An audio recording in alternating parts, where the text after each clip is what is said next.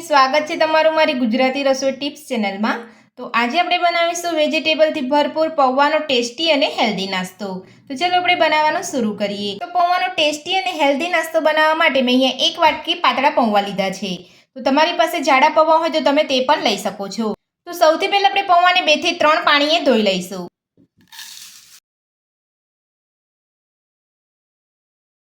તો પૌવાને આપણે અહીંયા 2 થી 3 પાણીએ ધોઈ લીધા છે। તો હવે આપણે પૌવાને પલળવા દઈશું। તો હવે આપણે એક બાઉલની અંદર 1 વાટકી સોજી ઉમેરીશું।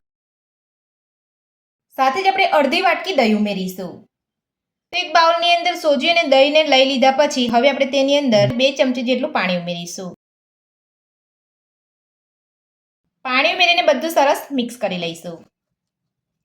તો વધારે પડતું આપણે અહીંયા પાણી નથી ઉમેરવાનું। તો મારી આ રીત તમે ફોલો કરીને નાસ્તો બનાવશો તો તમારો નાસ્તો એકદમ ટેસ્ટી બનીને તૈયાર થશે અને ખૂબ ઓછા સમયની અંદર આ નાસ્તો બનીને તૈયાર થઈ જતો હોય છે।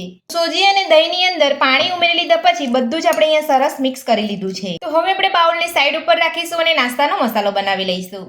તો હવે આપણે એક બાઉલની અંદર લાંબી સાઈઝની અંદર કટ કરેલા વેજીટેબલ ઉમેરીશું। તો સૌથી પહેલા આપણે બાઉલની અંદર લાંબી સાઈઝની અંદર છીણેલું ગાજર ઉમેરીશું। લાંબી સાઈઝમાં કટ કરેલા ટામેટા ઉમેરીશું। લાંબી સાઈઝમાં કટ કરેલી ડુંગળી ઉમેરીશું। સાથે જ આપણે લાંબી સાઈઝની અંદર કટ કરેલા કેપ્સિકમ ઉમેરીશું। તો હવે આપણે બાઉલની અંદર છીણેલા બટાકા ઉમેરીશું। તો મેં અહીંયા એક વાટકી છીણેલા બટાકા લીધા છે। તો બટાકાને છીણીને 2 થી 3 પાણીએ ધોઈ લીધા હતા। સાથે જ આપણે ઝીણા સમારેલા લીલા મરચાં ઉમેરીશું। તો મરચાંનું પ્રમાણ તમે તમારા ટેસ્ટ પ્રમાણે વધુ ઓછું કરી શકો છો। સાથે જ ઝીણા સમારેલા લીલા ધાણા ઉમેરીશું। નાની અડધી ચમચી જીરું ઉમેરીશું। તો જીરું ઉમેર્યા પછી હવે આપણે તેની અંદર નાની અડધી ચમચી ચાટ મસાલો ઉમેરીશું। સ્વાદ પ્રમાણે મીઠું ઉમેરીશું। પલાળેલા પૌવા ઉમેરીશું। સાથે જ આપણે પલાળેલો સોજી ઉમેરીશું। પાણીનો ઉપયોગ કર્યા વગર જ આપણે બધું સરસ મિક્સ કરી લઈશું। તો આપણે અહીંયા વેજીટેબલ લીધા છે તો વેજીટેબલની અંદર પાણી છૂટતું હોય છે એટલે આપણે અહીંયા પાણીનો ઉપયોગ નથી કરવાનો। તો પાણીનો ઉપયોગ કર્યા વગર જ આપણે બધું સરસ મિક્સ કરી લીધું છે અને તમે જોઈ શકો છો એકદમ આપણું પરફેક્ટ મિશ્રણ બનીને તૈયાર છે। તો આ નાસ્તાના મિશ્રણની અંદર તમે તમારા મનપસંદ મસાલા ઉમેરી શકો છો। તો બધું જ આપણે અહીંયા સરસ મિક્સ કરી લીધું છે। તો નાસ્તાનું મિશ્રણ આપણું અહીંયા બનીને તૈયાર છે। તો હવે આપણે મિશ્રણને સાઈડ ઉપર રાખીશું અને નાસ્તાને આપણે કૂક કરવા માટે ઇડલીનું કુકર લઈ લઈશું। તો નાસ્તાને કૂક કરવા માટે મેં અહીંયા ઇડલીનું કુકર લીધું છે અને કુકરની અંદર મેં અહીંયા પાણી રાખી લીધું છે।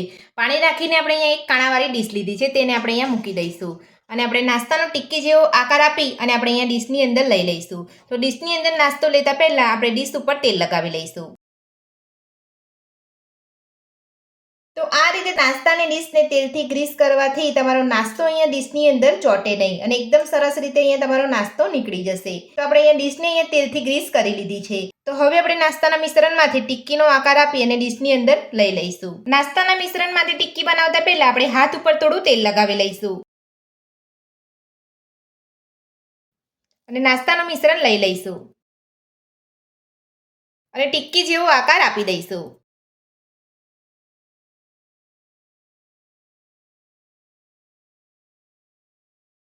આ રીતનો આકાર આપીને તમારે ડીશની અંદર લઈ લેવાનું છે। તો બધા જ મિશ્રણમાંથી આ રીતે આપણે નાસ્તાનો આકાર આપી દઈશું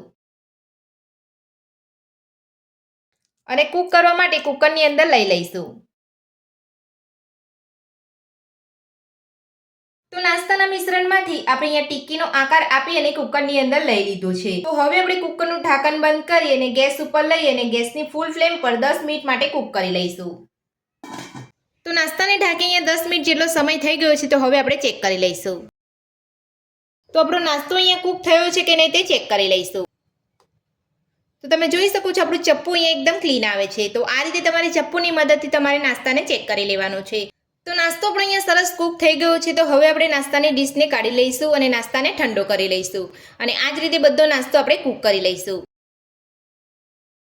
તો કુકરમાંથી આપણે ડીશને કાઢી લીધી છે। તો હવે આપણે નાસ્તાને ઠંડો થવા દઈશું। તો નાસ્તો આપણો એકદમ સરસ અહીંયા ઠંડો થઈ ગયો છે। તો હવે આપણે નાસ્તાનો વઘાર કરીશું। તો નાસ્તાનો વઘાર કરવા માટે આપણે અહીંયા એક પેન લીધું છે। તો પેનની અંદર 1 મોટી ચમચી જેટલું તેલ ઉમેરીશું।